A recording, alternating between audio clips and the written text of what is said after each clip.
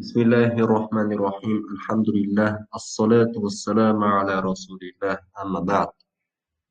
Qadrli arab tili xizmatlari sizlar bilan birgalikda Miftah Robiya kitobimizning 12 darsiga keldik. 12 bo'lim 12.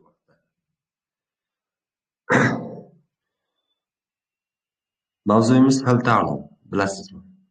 Mufradatlar lazizatun, laziz, qishtatun, qaymoq, zaytun, yog', samnun, ham yog', ayzomun, suyak, jafafun, qurib ketishi, quruqlik, saquq, yorilish, toqatun, toqat, sunnatun, semizlik, faidatun, tibbiyatun, tibbiy foyda, kanzun, davaiyun, dorivor, xazina, davaun, sinaiyun, sun'iy dorilar, anasiru g'izaiyatin, bu taomlanish unsurlari, mavaddu nashaviyatin, kraxmal moddalari, duhunun hayvaniyatun, hayvon yog'lari, jihazul hadm, ya'ni hazm qilish sistemasi, asobi, balolanmoq deymiz yoki yetmoq, musibatlanmoq, ibtaada uzoqlashmoq, tazakkara eslamoq. Matnimiz: hal ta'lam, bilasizmi? Anna fi ta'am dawa'an li kathirin min al-amrad allati tusibu al-insan. Ovqatlarda insonlar yetishadigan ko'p kasalliklarga davo borligini. هذه الفائدة الطبية قالها الطبيب اليوناني المشهور أبوقراط: دواؤكم في طعامكم. وأكدها الطبيب المسلم ابن سينا الذي قال: ابتعد عن الدواء وتناول الغذاء. Bu tibbiy foydani mashhur Yunon tabibi Abuqirot aytgan. Ya'ni dorilaringiz, davolaringiz, shifolaringiz o'zingizning taomingizdadir. Va buni musulmon tabibi Ibn Sino ham ta'kidlagan. Nima degani u? Davodan, ya'ni dorilardan uzoqlashinglar, ovqatlaringni yeylar, taomlaringizni tanovul qilinglar. هذا الكلام يجب أن نتذكره دائما عندما نذهب إلى السوق لنشتري حاجاتنا من الخضروات والفواكه واللحوم والحبوب. فهذه الأطعمة ليست لذيذة ورخيصة فقط، بل هي كنز دوائي ونعمة من الله سبحانه وتعالى. Bu gap har doim bozorga sabzavotlarni, mevalarni, sabzavotlardan, mevalardan va go'shtlardan, don mahsulotlaridan ehtiyojlarimizni sotib olish uchun bozorga borganimizda har doim eslashimiz kerak bo'lgan gap.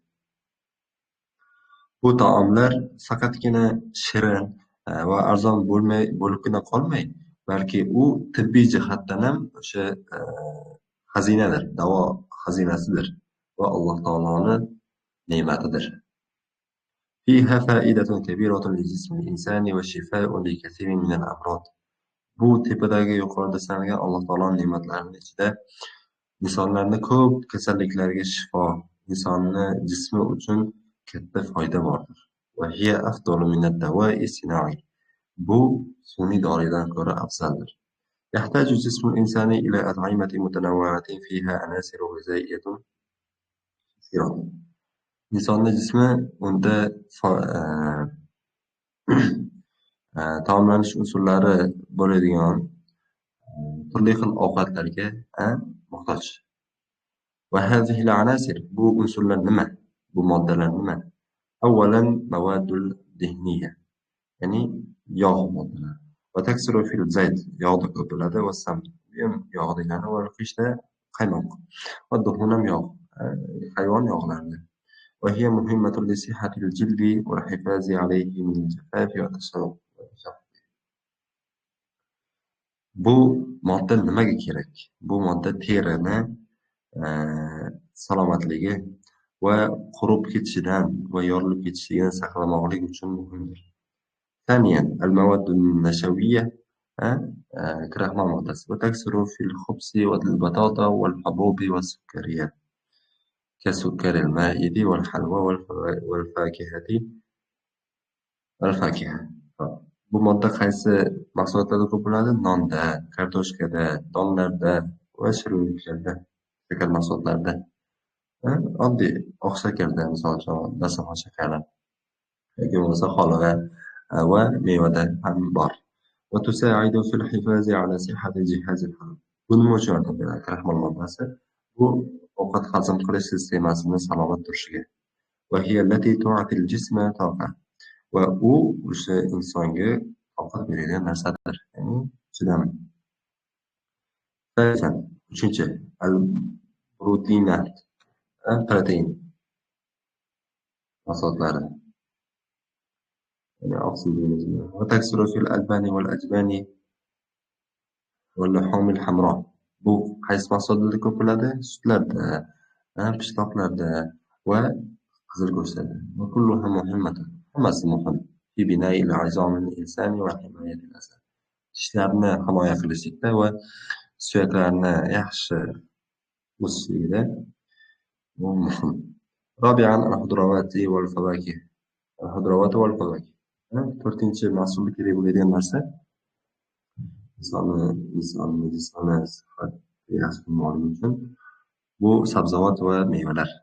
وتحتوي فيتامينات متنوعة يحتاج جسم الإنسان لتعطي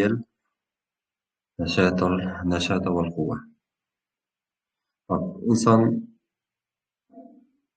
bu sabzavot va mevalar nimani qamrab oladi? Har xil vitaminlarni. Bu vitaminlar nima qiladi?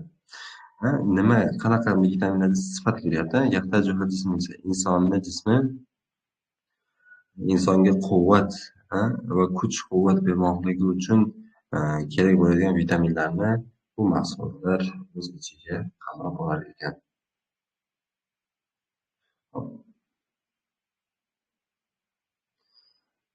Nasaihu lit-tag'ziya. Ovqatlanish uchun nasihatlar. نوع وجبتك الغذائية. أي يجب أن تحتوي وجبتك على البروتينات والفيتامينات والمواد الدهنية والنشوية. Turli, ya'ni turli xilqa o'zingni ovqatlanishing. Ya'ni senga vojib bo'ladiki, ovqatlanishing mana shu protein mahsulotlari, vitaminlar yoki bo'lmasa yog' mahsulotlari, kraxmal mahsulotlarini o'z ichiga olmoqligi. تناول الخضروات والفواكه الطازجة بشكل يومي. O'sha sabzavot mevalarni svejiy holatda kunlik yegin. تناول القليل من المواد الدهنية لأنها من أسباب السمنة والسمنة سبب لأمراض كثيرة. Yog' mahsulotlarini yeyishni kamaytiring. Yog' mahsulotlarini yegin, lekin kam yegin. Chunki bu semizlikni keltirib chiqaradi. Semizlik sabablaridan biri bu yog' mahsulotlari va semizlik esa bu ko'plab kasalliklarga sababdir. تناول الكثير من السكر والملح. Tuz va shakardan ko'p tanovul qilmang. Ishrab kaseeran min al-ma.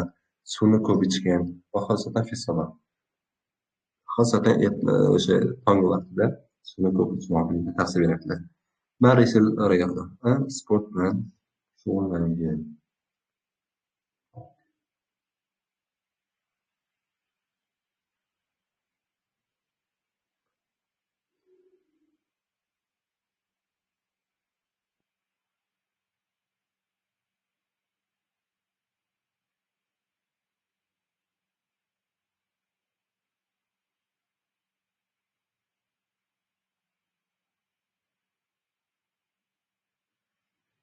Allohu a'lam.